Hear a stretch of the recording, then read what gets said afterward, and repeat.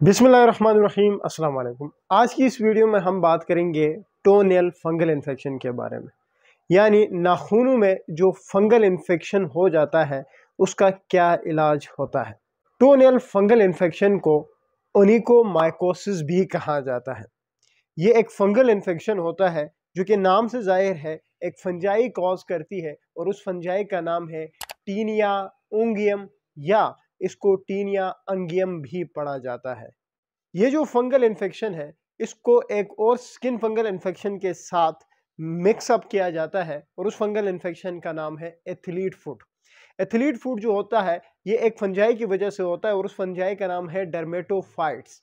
Dermatophytes जो है skin fungal infections को कहा जाता है। सिर्फ एथलीट फुट नहीं, बहुत सारे और फंगल इन्फेक्शन है जिसके पीछे डर्मेटोफाइट्स होते हैं, लेकिन ये जो टोनियल फंगल इन्फेक्शन होता है ये बिल्कुल डिफरेंट है एथलीट फुट्स से। एथलीट फुट्स में जो पाँव की उंगलियां होती है उसके बीच में जो है वो इन्फेक्शन डेवलप हो जाता है, एक तरह से स्किन उतर जाती है। उसके ऊपर डिटेल में वीडियो बनी हुई है, अगर आप एथलीट फुट के नाम से सर्च करेंगे एथलीट फुट बाय डॉक्टर फजल मालिक तो उससे आपको वो वीडियो सामने आएगी, वहां से आप डिटेल में एथलीट फुट्स के बारे में समझ सकते हैं। एथलीट फुट बहुत ज्यादा डिफरेंस रखती है टोनियल फंगल इन्फेक्शन से।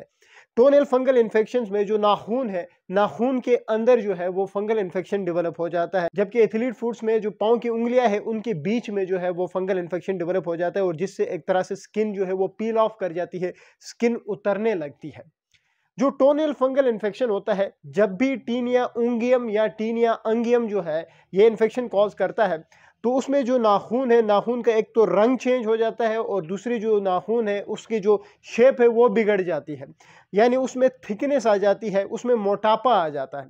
अमूमन ये पेनलेस होती है, लेकिन जब अगर सीवियर इन्फेक्शन होता है तो ये पेनफुल भी हो जाती है। यानी शुरू शुरू में जब ये इन्फेक्शन डेवलप होता है तो लोगों को पता नहीं चलता कि जी ये टोनियल फंगल इन्फेक्शन क्या होता है और कैसे ये डेवलप हुआ। शुरू शुरू में नाखून जो है वो पीले पड़ने लगते हैं और आहिस्ता आहिस्ता अगर ये इन्फेक्शन बढ़ने लगता है तो वहाँ पे वो जो नाखून की जो स्किन होती है, नाखून जो होता है वो मोटा होने लगता है और उसके बाद अगर आप उसको उतारते हैं किसी भी नुकीली चीज़ से तो वो पेनलेस होती है, मतलब उसमें दर्द नहीं होता। लेकिन अगर वक्त बहुत ज़्यादा गुजरा हो तो उससे फिर उतारते वक्त बहुत ज़्यादा शदीद किस्म का दर्द भी हो सकता है। अब ये जानना भी जरूरी है कि ये जो टोनियल फंगल इन्फेक्शन है या नेल फंगल इन्फेक्शन जो है इसके पीछे क्या वजूहात है, रिस्क फैक्टर क्या है। एक तो मैंने कहा कि ये फंगल इन्फेक्शन है तो एक फंजाई की वजह से होती है जिसका नाम टीनिया उंगियम या टीनिया अंगियम पढ़ा जाता है, लेकिन रिस्क फैक्टर्स को जानना जरूरी है कि ये फंजाई जाके उस नेल्स को क्यों इफेक्ट करती है।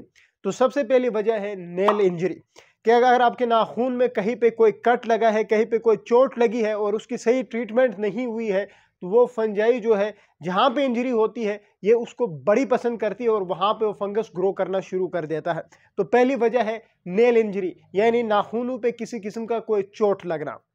दूसरी वजह है डायबिटिक पेशेंट्स। डायबिटीज़ के जो पेशेंट्स होते हैं, पहले भी मैंने बहुत सारे वीडियोस में कहा है कि they are prone to infection. मतलब ये है कि ये जब भी कोई भी डायबिटिक पेशेंट होता है वहाँ पे किसी भी किस्म का, चाहे बैक्टीरियल है, चाहे वायरल है, चाहे फंगल है, चाहे पैरासाइटिक है, किसी भी किस्म का फंगल इन्फेक्शन जो है वो डेवलप हो सकता है। डायबिटिक पेशेंट्स को ये जो फंगस है, ये जो बैक्टीरियाज है, ये बड़े पसंद कर रहे होते हैं। तो दूसरा रिस्क फैक्टर है डायबिटिक पेशेंट। तीसरी है पुअर ब्लड सर्कुलेशन, कि जहां पे जो फंगस डेवलप हुआ है उस जगह में सही तरह से ब्लड नहीं पहुंच पा रहा, जैसे कि प्रिफरल वस्कुलर डिजीजेस जो होती है वहां पे पुअर ब्लड सर्कुलेशन होती है और जिसकी वजह से फंगल इन्फेक्शन डेवलप हो जाते हैं। तो ये 3 से 4 बड़े रिस्क फैक्टर्स हैं कि क्या पीछे वजूहात रह सकती है कि फंजाई वहां पे जाके ग्रो करना शुरू कर देती है। अब बात करते हैं इसके इलाज के हवाले से, जो कि हमारा इस वीडियो का मेन मुद्दा है। टोनियल फंगल इन्फेक्शन जो होता है, क्योंकि एक फंगल इन्फेक्शन है तो जाहिर सी बात है हम इसको एंटी फंगल से ट्रीट कर रहे होते हैं। टॉपिकल एंटी फंगल्स भी देते हैं, यानी एंटी फंगल्स की क्रीमें मिलती है वो भी इस्तेमाल किया जा सकता है, और ओरल एंटी फंगल्स भी यानी गोलियां भी मिलती है वो भी इस्तेमाल किया जा सकता है। अब कौन कौन से एंटी फंगल्स हम इस्तेमाल कर सकते हैं, तो पहले बात करते हैं एंटी फंगल क्रीमों के हवाले से कि कौन कौन से एंटी फंगल क्रीमें हम टोनियल फंगल इन्फेक्शन के मरीजों में इस्तेमाल कर सकते हैं। तो सबसे पहली जो एंटी फंगल क्रीम है वो है फ्लूकोनाजोल।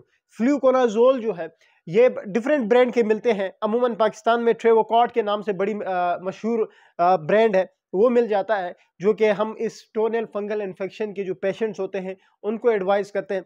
याद रखें कि हम यहाँ पे अगर ब्रांड का नाम बता रहे हैं तो आप लोगों के ईज के लिए बता रहे हैं, हम किसी ब्रांड की प्रमोशन नहीं कर रहे हैं। जो ब्रांड मतलब ये है कि किसी पेशेंट के ऊपर पहले हमने यूज़ करवाया है, उसके ऊपर बड़ा इफेक्टिव रहा है, तो मैं उस ब्रांड के नाम आपको बता रहा हूँ कि ट्रेवोकॉर्ड जो है उसमें फ्लूकोनाजोल होता है और वो बड़ा अच्छा काम कर रहा होता है। तो फ्लूकोनाजोल जो है वो क्रीम आप इस्तेमाल कर सकते हैं। दिन में 2 दफ़ा आपने इस्तेमाल करनी होती है और फंगल इन्फेक्शन क्योंकि इसके रिकरेंस रेट बहुत ज़्यादा होता है तो लंबे अरसे के लिए इसका इस्तेमाल करना होता है। फ्लूकोनाजोल के अलावा आप कौन-कौन से क्रीमों का इस्तेमाल कर सकते हैं, तो कीटोकोनाजोल के नाम का क्रीम आता है, वो भी इस्तेमाल कर सकते हैं। इसमें एक अच्छा ब्रांड कोनेज़ नाम से आता है, वो इस्तेमाल किया जाता है। इसी तरह टर्बिनाफिन जो है ये मैं जो है जेनेरिक बता रहा हूँ, टर्बिसिल इसका कंपनी का नाम है, ब्रांड है, वो भी इस्तेमाल किया जा सकता है। ये 3 से 4 टॉपिकल एंटीफंगल्स बहुत सारे हैं, जैसे कि टर्बिनाफिन में टर्बिसिल के नाम से भी आता है, लेमिसिल के नाम से भी आता है, वो भी इस्तेमाल किए जा सकते हैं। तो ये ब्रांड्स मैंने कुछ बताए हैं और फार्मूले भी मैंने बताए हैं कि टर्बिनाफिन इस्तेमाल किया जा सकता है, फ्लूकोनाजोल इस्तेमाल किया जा सकता है, क्यूटोकोनाजोल इस्तेमाल किया जा सकता है। ये टॉपिकल एंटीफंगल्स है। अब बात करते हैं ओरल एंटीफंगल्स के हवाले से कि कौन-कौन सी एंटीफंगल गोलियों का इस्तेमाल किया जा सकता है। तो टर्बिनाफिन यानी टर्बिसिल नाम की टैबलेट आती है, वो इस्तेमाल किया जा सकता है ओरल। और इसी तरह फ्लूकोनाजोल की जो है वो टैबलेट्स मिलती है, वो भी इस्तेमाल किया जा सकता है। इट्रोकोनाजोल की आइकॉन नाम की जो है वो ब्रांड है, वो भी इस्तेमाल किया जा सकता है इस फंगल इन्फेक्शन को ट्रीट करने के लिए। तो कहने का मकसद ये है कि ये सारी क्रीमें और ये सारी गोलियां जो है वो इस्तेमाल की जा सकती है किसी को भी अगर टो नेल फंगल इन्फेक्शन हो तो। जैसे कि टर्बिनाफिन क्रीम में भी मिलती है, टैबलेट्स फॉर्म में भी मिलती है, वो भी इस्तेमाल किया जा सकता है। फ्लूकोनाजोल क्रीम में भी मिलती है, टैबलेट फॉर्म में भी मिलती है, वो भी इस्तेमाल किया जा सकता है। इसी तरह इट्रोकोनाजोल की टैबलेट मिलती है, वो भी इस्तेमाल किया जा सकता है। कीटोकोनाजोल की क्रीम मिलती है, वो भी इस्तेमाल किया जा सकता है।